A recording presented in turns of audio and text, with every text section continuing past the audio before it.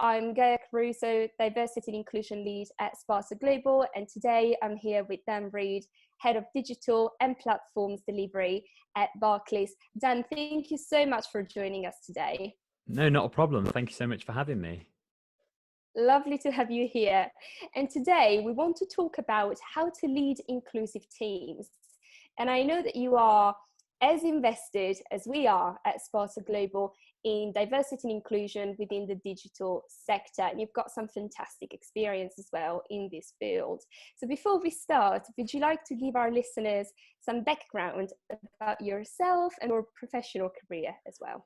Yeah, absolutely. So my career to date in a nutshell is I finished my degree in English and American literature, had no idea what I wanted to do with that. Did a variety of jobs before going back to university to do a master's degree, fell into financial services and have never left. So I've been at Barclays, Barclays for 7 years now. I started editing their website. So using a content management system, someone basically hands you a piece of paper and says, change this to that. And yeah, over the years I've built that up, and now I run the websites within one area of Barclays. So predominantly Barclaycard Business.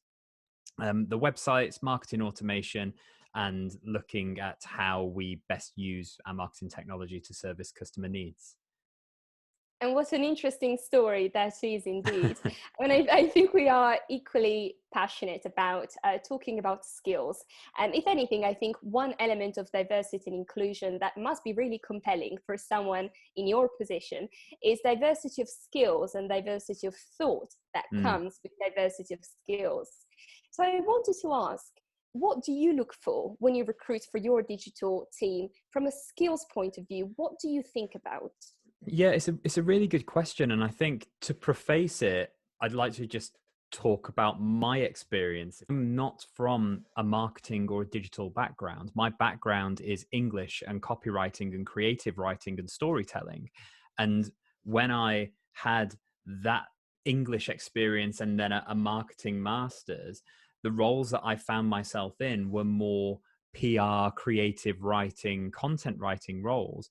And it was only, to be completely honest, I was dragged kicking and screaming into digital. I did not want to go into digital at all. I wanted to stay in offline PR, magazine editorial. And it's only when I was at a company who basically said, you have these skills and we need you to now do this. And if you don't, you're not really going to work here for much longer. That kind of solidifies your thinking quite quickly. And the reason that I tell that is because twofold. I think one, I have been given opportunities that I don't traditionally have the skill set for, as in a very, scientific matching an A to an A connector skill set. But also I've learned a lot about myself in that the things that I have enjoyed the most from a job are the things that I have been most resistant to. For example, there is something around processes. I used to hate the idea of doing process optimization and process enhancement. And then I got into a role that required that, found out I loved it, and now I seek it out in everything that I do. So to answer your question around what do I look for in terms of skills, it's really around that mindset. It's around, does someone have the wider aptitude that I'm looking for, as opposed to the technical skills necessarily for that role? And to give you an example, the last person that I hired into my team, this was to run content management systems and manage workflows through websites. They had no prior marketing experience, no prior website experience, no content management experience.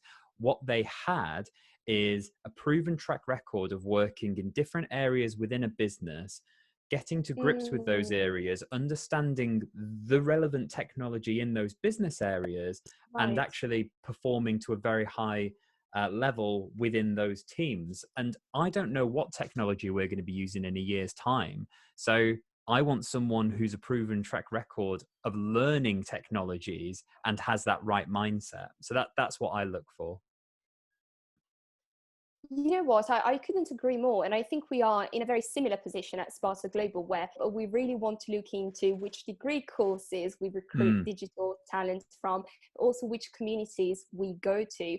I think you are very right when you talk about mindset.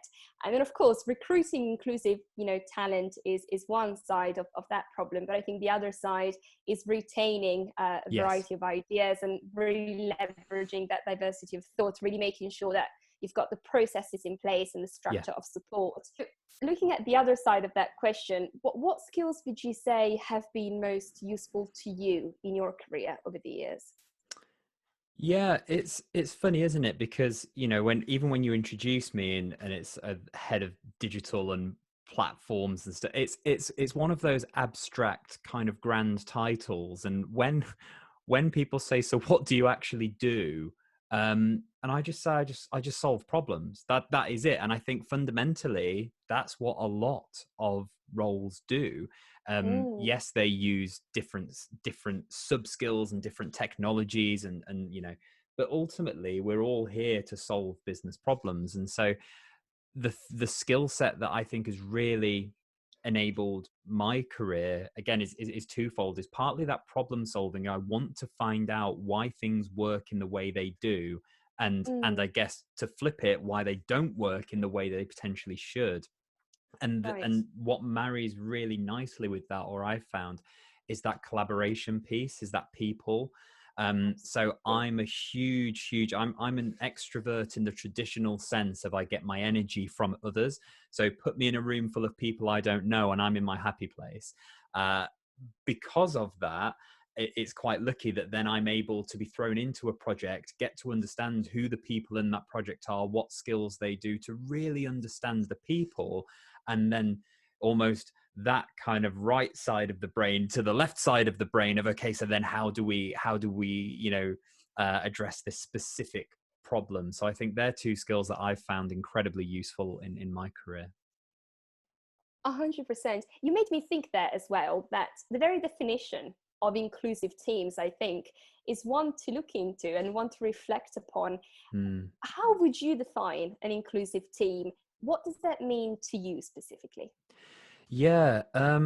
So for me, just to build on the whole extrovert thing, because I always like to say extrovert in the traditional sense, as in a form of energy, because I think extrovert has just been taken over as loud, obnoxious, kind of in your face, which is equally true.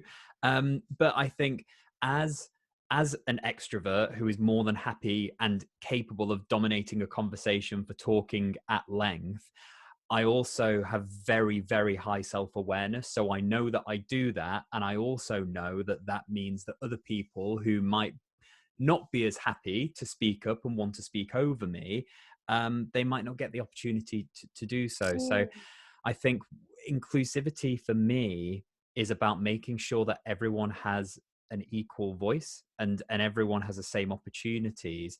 I think it's definitely not treating people the same, because gets that's actually a road to non-inclusivity, and I'm happy to kind of talk about experiences of that.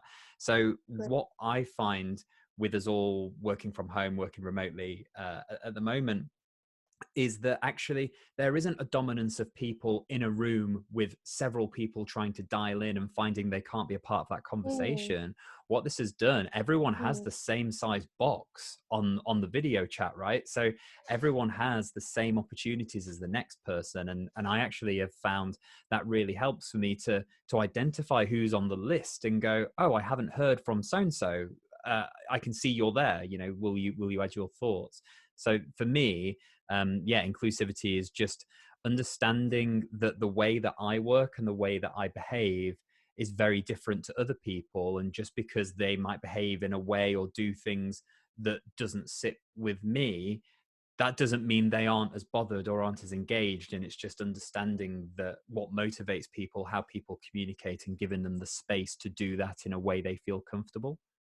100%. And I really like that your definition of inclusivity is really grounded in your experience within the team. It's really Mm. grounded within the behaviors that you see in the team, which is really compelling to me. And then the other point that you had, equally as interesting, the importance of diversity and inclusion during this time, at a time of self-isolation and remote working. I think the importance of diversity and inclusion in times of crisis can be really to keep an eye open on who's participating in the business Yes. conversations. How is that participation leveraged across the organization? You know, who's talking, who's not talking, and if anything, perhaps an opportunity to foster the D&I agenda forward.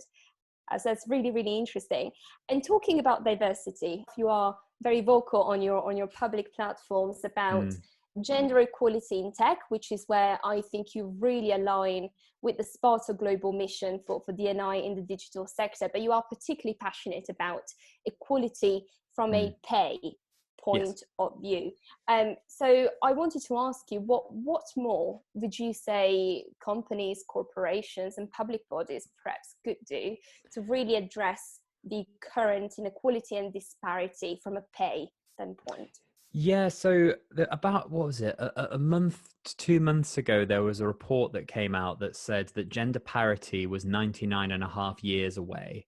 And one of the biggest reasons that was flagged was fathers and men not taking up things like shared parental leave, taking up enhanced paternity leave. And there's a lot of reasons behind that. I think, talking about what companies could do, I think there's also the societal shift. So ultimately, if I had a magic wand and said, what is the one thing that we could do, it would be to, for men and fathers to be seen and feel like equal caregivers or primary caregivers. Because, the examples I give, when the school automatically calls my wife because my son is ill and or needs to come home from school, as opposed to calling me, then how can she plan her day? How can she, go to this meeting? And if there's a societal expectation that men and fathers cannot be primary caregivers or equal caregivers, and we see that through some of, and I have to be careful because I don't want to be the fun police, but at the same time I think it is quite important. We see it through even kids cartoons, like the portrayal of Daddy Pig in Peppa Pig. He's an absolute buffoon, and he's completely incapable of looking after his two children when it's just him. And I think, and again, anecdotally, I have two children, and I've been out, I've had the kids for the weekend while my wife's, gone with her friends for a birthday party or whatever it may be. And I've been out getting lunch, and I've had someone come up to me, and this isn't a one-off, and say, oh, you're doing a fantastic job, because it's me looking after my two children. And there's nothing malicious in that, but there's just that societal, you wouldn't do that to a mum. And while there's that societal expectation or that societal underlying piece that says that is strange, that scenario doesn't quite look right, therefore I feel enabled to comment upon it, that's the biggest change. So that's a problem. It's a cultural thing. Absolutely, but that's such a powerful concept, isn't it? And when we talk about diversity and inclusion, really what we do is raise questions. There are questions of identity, questions of culture, and questions of society. And I think this is something that we are very passionate about as Sparta Global as well. And this is not just a corporate change that we are trying to foster. And it's a change within society. It's a program change which will probably take a long time. These are not quick wins. But as you say, it is about not just challenging the narratives, but also understanding the narrative, really looking into those stereotypes. I think you've given us so much to talk about already, so many good ideas, so many good points. And also, I really do appreciate that you helped Sparta share a very important message today. So thank you so much for your input. No, it's my pleasure.